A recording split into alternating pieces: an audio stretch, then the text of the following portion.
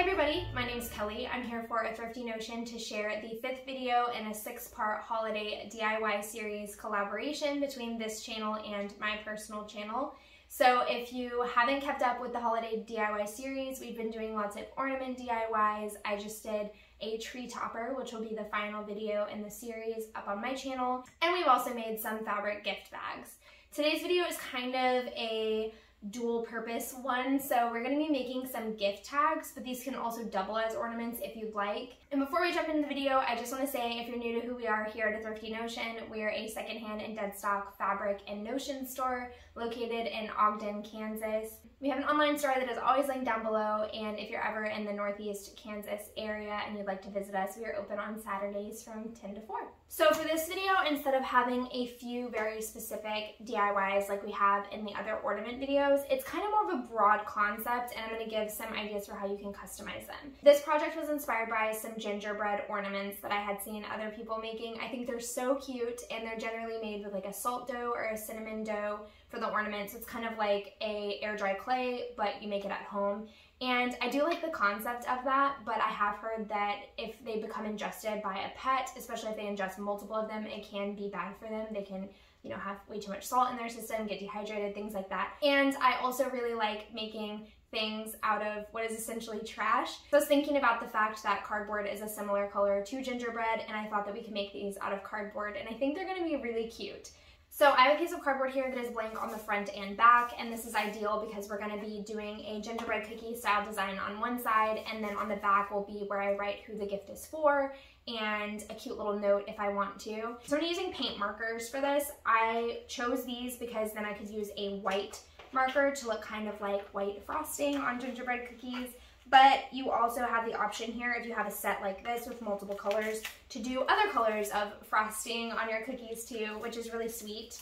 And so I'm going to start with the white ones because I like the look of the white on the kind of gingerbread base. But I also think it will be fun to experiment with other colors too.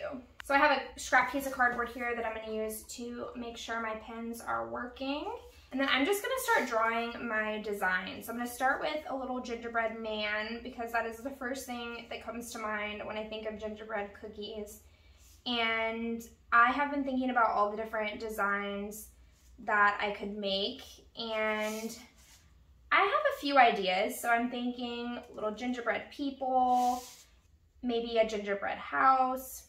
I am not the best artist in the world, I will admit, but that's the fun thing about this project, is that they're supposed to look homemade. They're supposed to look like little gingerbread cookies, so they don't have to be perfect. And I am really liking the white paint pen, but I think it'll be fun to experiment with the other colors and add little decorative buttons to my gingerbread man and stuff like that. So I'm gonna work on drawing a few of these, and then I'll show you guys what I came up with.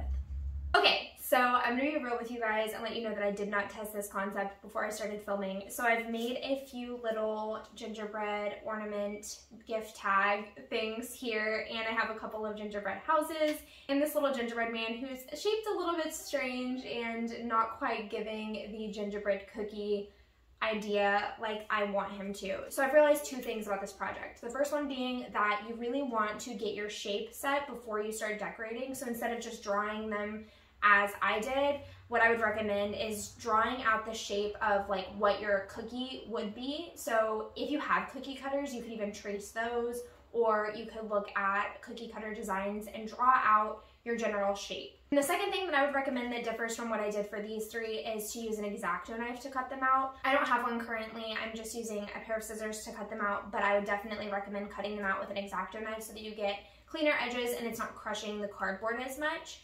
If you wanted to avoid that, you could also use that thinner, flat, cardboardy material, like similar to what cereal boxes are made out of, but if you can find the slightly thicker type, that would be best, especially if you do want to hang them as ornaments.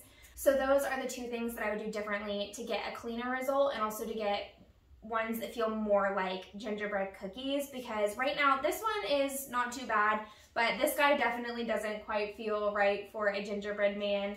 And because of how I shaped the way this one is cut out, I guess that you could get a cookie cutter shape like this, but I kind of like the idea of them being more the traditional just cookie cutter shapes. So I am going to make more of these and try to locate an X-Acto knife to cut them out with, and if I'm successful, then I will put up some footage here of what they turned out like, because I really want to bring this vision to life. And let's be real, it's very close to the holidays. I'm on a time crunch. I'm trying to get this video out to you guys, and I think this is a really cool idea. I'm just struggling to make it come to life the way I want to.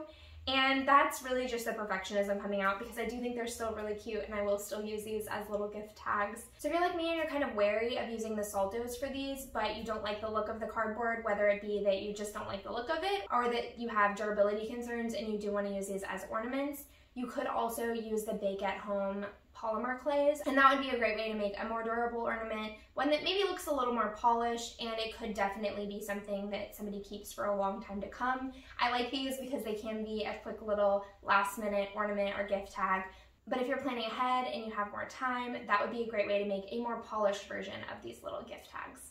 As a little bonus on the end of this video, I wanted to show you guys another concept I had for a gift tag that could double as an ornament, and it's this little wooden one that is made from the gift tags that you can find at the dollar store or at craft stores, and they come in different shapes and sizes, so there are lots of options. This one had holes on each end, so I added a little tassel and then a bow at the top, and I was thinking there are so many ways you could customize this. You could add a little photo of the recipient and their name and the year, or just the year with the photo. You could write little notes on them with their name on the back.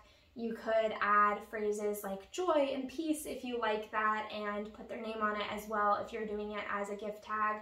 So there are lots of options, and I think because these type of tags come in so many different shapes and sizes, you could really make cute little custom tags for everyone, and they'd all be a little bit unique. So this was just another idea I had, and it's another really simple one, so there's not really a tutorial for it, but I wanted to throw it out if you like cute little things like this that are dual purpose and want some ideas.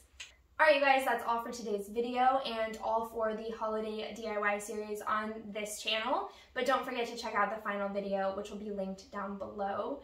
I am so excited about everything that we've made this year, and I have so many fun ideas that I didn't get to. I had a lot that I wanted to make to show you guys, and honestly they were more time-consuming projects, and I didn't start early enough. As we all know, that is easy to do when the holidays come around, so I'm really excited for next year's videos. I'm gonna start working on them probably in June, honestly, this time. I'm really excited about everything we've made this year, and I hope that you enjoyed this series, and I would love to hear what your favorite project from all of the videos is down in the comments below. Thank you so much for being here. Happy holidays, happy crafting, and I hope you have a great start to your new year in 2023. See you guys next time.